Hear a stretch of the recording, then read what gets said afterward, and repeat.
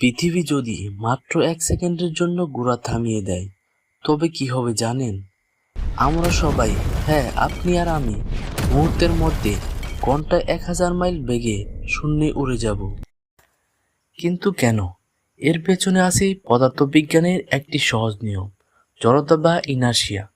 পৃথিবী যখন ঘুরে তার সাথে আমরা, আমাদের চারপাশের ঘরবাড়ি, গাড়ি, এমনকি পুরো বায়ুমণ্ডলও ঘন্টায় প্রায় 1670 কিলোমিটার গতিতে ঘুরছে। যখনই পৃথিবী হঠাৎ ব্রেক চাপবে, মাটির সাথে লেগে থাকা অংশ থমকে গেল, জড়তার কারণে আমরা আগের ওই বুলেট গতিতেই পূর্ব দিকে ছুটতে থাকব। এই 1 সেকেন্ডের ব্রেক পুরো পৃথিবীকে একটি ডেথ জোনে পরিণত করবে। আপনি যদি ঘরের ভেতর থাকেন তবে জানলা ফুঁড়ে বুলেটের গতিতে বাইরে ছিটকে যাবেন।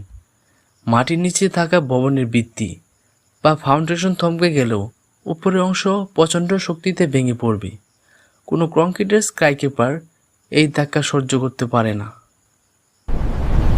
এখানেই শেষ নয়, সমুদ্রের কোটি কোটি গ্যালন পানি জড়তার কারণে থমকে না গিয়ে তীব্র গতিতে মহাদেশগুলোর উপর আছড়ে পড়বে, যা তৈরি করবে পৃথিবীর ইতিহাসের সবচেয়ে বড়। আর বায়ুমণ্ডল সচল থাকায় বাতাসের শব্দের চেয়েও তীব্র গতির ঝড় বইবে, যা ঘর্ষণের ফলে চারদিকে আগুন জ্বালিয়ে দেবে। মাত্র 1 সেকেন্ড পর পৃথিবী হয়তো আবার ঘুরতে শুরু করবে, কিন্তু ততক্ষণে এই চেনা পৃথিবীতে কোনো প্রাণের অস্তিত্ব আর অবশিষ্ট থাকবে না। প্রকৃতির এই অবিরাম ঘূর্ণনি যে আমাদের বাঁচিয়ে রেখেছে তা ভাবলেই সত্যি অবাক হতে হয়। পৃথিবী যদি মাত্র 1 সেকেন্ডের জন্য ঘোরা থামিয়ে দেয় তবে কি হবে জানেন?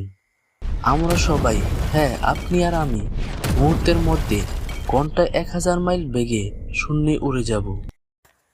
কিন্তু কেন? এর পেছনে আছে পদার্থবিজ্ঞানের একটি সহজ নিয়ম, জড়তা বা ইনার্শিয়া। পৃথিবী যখন ঘুরে তার সাথে আমরা, আমাদের চারপাশের ঘরবাড়ি, গাড়ি, এমনকি পুরো বায়ুমণ্ডলও ঘন্টায় প্রায় 1670 কিলোমিটার গতিতে ঘুরছে। যখনই পৃথিবী হঠাৎ ব্রেক চাপবে, মাটির সাথে লেগে থাকা অংশ থমকে গেল, জড়তার কারণে আমরা আগের ওই বুলেট গতিতেই পূর্ব দিকে ছুটতে থাকব। এই 1 সেকেন্ডের ব্রেক পুরো পৃথিবীকে একটি ডেথ জোনে পরিণত করবে। আপনি যদি ঘরের ভেতর থাকেন তবে জানলা ফুঁড়ে বুলেটের গতিতে বাইরে ছিটকে যাবেন। মাটির নিচে থাকা ভবনের ভিত্তি বা ফাউন্ডেশন থমকে গেলেও উপরের অংশ প্রচণ্ড শক্তিতে ভেঙে পড়বে।